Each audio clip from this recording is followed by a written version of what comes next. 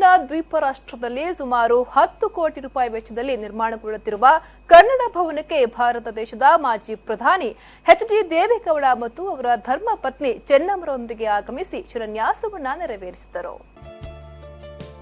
ಸುಮಾರು 42 ವರ್ಷಗಳ ಶ್ರೀಮಂತ ಇತಿಹಾಸವಿರುವ ಬಹರೇನ್ ರಾಜ್ಯ ಪ್ರಶಸ್ತಿ ವಿಜೇತ ಕನ್ನಡ ಸಂಘ ಇಂತಹ ಒಂದು ಸಾಹಸಕ್ಕೆ ಕೈ ಹಾಕಿದ್ದು, ಕರ್ನಾಟಕ ಸರ್ಕಾರದ ಅನುದಾನದೊಂದಿಗೆ ಬಹರೇನ್ ಹೃದಯ ಭಾಗವಾದ ಮನಾಮದಲ್ಲಿ ನಿರ್ಮಾಣಗೊಳ್ಳಲಿರುವ 3 ಅಂತಸ್ತಿನ ಕಟ್ಟಡದಲ್ಲಿ ವಿಶಾಲವಾದ ಸಭಾಂಗಣ, ವಾಚನಾಲಯ, ಸಂಶೋಧನಾ ಕೇಂದ್ರ ಸೇರಿದಂತೆ ಎಲ್ಲಾ ಆಧುನಿಕ ಸೌಲಭ್ಯಗಳನ್ನು ಒಳಗೊಂಡಿರುತ್ತದೆ. ಇಲ್ಲಿನ ಭಾರತೀಯ ದೂತಾವಾಸದ ರಾಯಭಾರಿಗಳಾದ ಅಲೋಕ್ ಕುಮಾರ್ ಸಿನ್ಹಾರವರು ಶಿಲಾನ್ಯಾಸ ಕಾರ್ಯಕ್ರಮಕ್ಕೆ ಶುಭ ಹಾರೈಸಿದರು. ಸರ್ವಧರ್ಮ ಸಮನ್ವಯವನ್ನ ಸಾರುವ 3 ಧರ್ಮಗಳ ಧರ್ಮಗುರುಗಳು ಧಾರ್ಮಿಕ ವಿಧಿವಿಧಾನಗಳನ್ನು ಪೂರೈಸಿ ಪ್ರಾರ್ಥನೆ ಸಲ್ಲಿಸಿದ ನಂತರ ಮಾಜಿ ಪ್ರಧಾನಿ ಎಚ್.ಡಿ. ದೇವೇಗೌಡರವರು ಕನ್ನಡ ಭವನದ ಶಂಕುಸ್ಥಾಪನೆಯನ್ನ ಮಾಡಿದರು.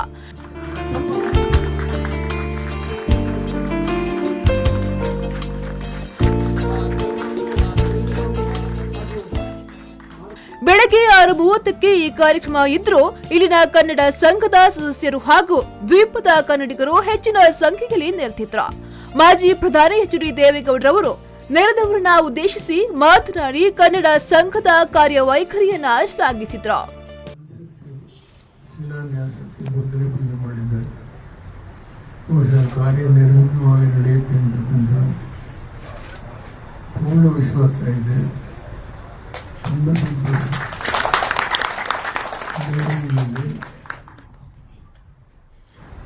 ಹೇಗೆ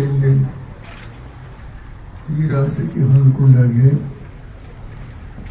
ಮೊದಲು ಎಲ್ಲ ಧರ್ಮದವರಿಂದ ಪ್ರಾರ್ಥನೆ ಮಾಡಿಸಿ, ಆಮೇಲೆ ನಮ್ಮ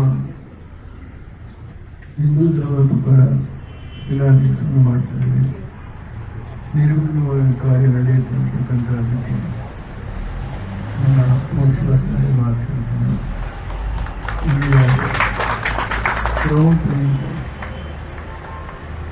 ಇರ್ಬೋದು, ಪ್ರಧಾನಮಂತ್ರಿಗಳಿರ್ಬೋದು, ಬಹಳ ಎಲ್ಲ ಧರ್ಮದವರಿಗೆ ಹೆಚ್ಚು ಆಶಯವನ್ನು ಕೊಟ್ಟಿದ್ದಾರೆ ಎಂದು ಕೇಳಿದ್ದಾರೆ. ನನಗೆ ಹೆಚ್ಚು ಮಾತನಾಡೋದಿಲ್ಲ. ನಾವು 1 ಗಂಟೆಗೆ ಏನು ಗೆಟ್ ಟುಗೆದರ್